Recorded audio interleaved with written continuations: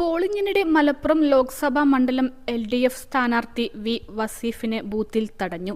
മഞ്ചേരി മണ്ഡലത്തിലെ 134-ാം നമ്പർ ബൂത്തായ നെല്ലിക്കുത്ത് വൊക്കേഷണൽ ഹയർ സെക്കൻഡറി സ്കൂളിലെ ബൂത്തിലാണ് സംഭവം.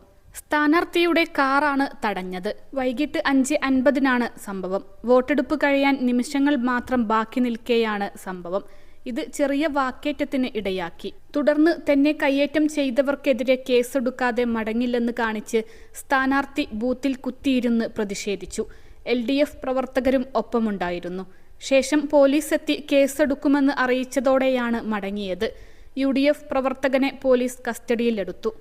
സംസ്ഥാന പ്രസിഡന്റും മലപ്പുറം പാർലമെന്റ് മണ്ഡലം LDF സ്ഥാനാർത്ഥിയുമായ വി വസീഫിന് നേരെ നടന്ന ലീഗ് ആക്രമണത്തിൽ DYFI സംസ്ഥാന സെക്രട്ടേറിയറ്റ് ശക്തമായി പ്രതിഷേധിച്ചു.